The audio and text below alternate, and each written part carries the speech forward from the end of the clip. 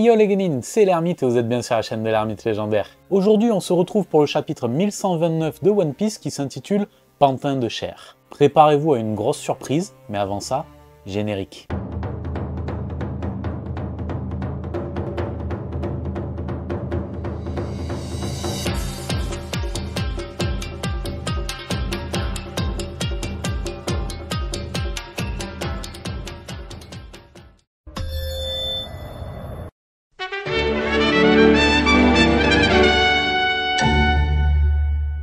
L'illustration du jour nous montre la jeune Otama qui est entraînée par Shinobu.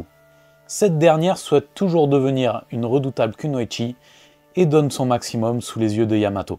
On ouvre ce chapitre là où on avait laissé le précédent, à savoir durant la fuite des Mugiwara. Le dieu du soleil contemple les dégâts et se trahit dans ses paroles face à ceux qu'il nomme ses pantins de chair.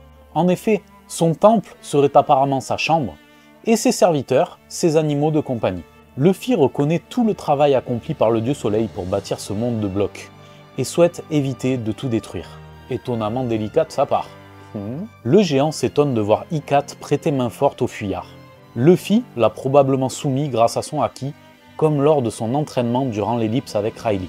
Nami, quant à elle, a déjà compris les secrets de ce monde artificiel et a mémorisé la carte des lieux. Il leur suffit de foncer tout droit désormais.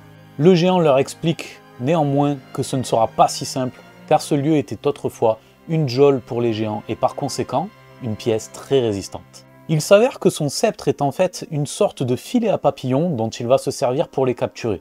Mais c'était sans compter sur le sabreur de l'équipage qui tranche les câbles d'acier à la stupéfaction du dieu soleil.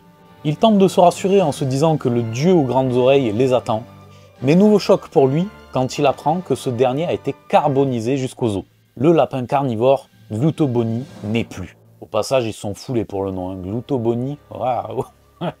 Étonnamment, cela semble réjouir le géant, qui semble avoir trouvé une distraction digne du monde qu'il a créé. Usopp se rend enfin utile et fracasse le miroir avec sa bille verte explosive à tête de mort. Malheureusement pour lui, il constate que le mur derrière est trop solide pour être détruit par son attaque. Qu'à cela ne tienne, Luffy nous montre qu'il peut désormais utiliser le Gear Force sur une partie choisie de son corps et prépare une grosse attaque. Alors que Nami semble préparer un coup fourré, nous basculons sur un flashback du dieu soleil. Celui-ci n'est en fait qu'un membre du nouvel équipage des géants mené par Ajrudin et par conséquent un vassal de Luffy. Malgré cela, sa fierté de géant l'empêche de reconnaître la valeur de minuscules humains. Son corbeau lui ramène alors des proies inattendues, une partie de l'équipage du chapeau de paille. Il les trouve endormis et déduit qu'ils ont dû traverser la ceinture des brumes endormies. Retour au présent où Namitazo, nouveau suffixe propre au pays des géants j'imagine, fait s'abattre sur le géant la justice divine de Zeus. Dans le même temps, Luffy fracasse enfin le mur en un coup avec son Gomu Gomu no Kongen. Mais il semble surpris par ce qui se cache derrière le mur. Voilà les Genin, c'est ainsi que se conclut ce chapitre 1129 sur ce cliffhanger.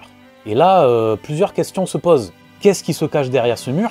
Quel est le nom de ce géant? Et est-ce que les Mugiwara se trouvent à Elbaf ou sur un autre navire? Voilà, bon, c'était un chapitre plutôt distrayant, même si c'est pas passé grand-chose non plus. Et cette introduction à l'arc Elbaf semble un petit peu osef finalement. Toujours est-il qu'il semble y avoir un nouveau défi derrière ce mur, et j'attends le prochain chapitre qui sera déjà le 1130 avec impatience. C'est tout pour aujourd'hui les Genin, j'espère que vous avez kiffé cette petite review. N'hésitez pas à me donner vos impressions et vos théories en commentaire, je serai ravi d'y répondre. J'attends que ça en fait, de partager avec vous, c'est ce qui me fait le plus kiffer. Prenez soin de vous, passez un bon week-end, mettez les petits pouces en l'air, abonnez-vous, likez, partagez, ça fait toujours plaisir. On se rapproche à grands pas des 1000 abonnés et j'ai très hâte de fêter ça avec vous.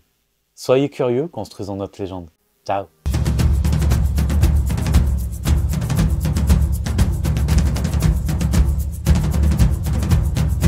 Tu t'es abonné?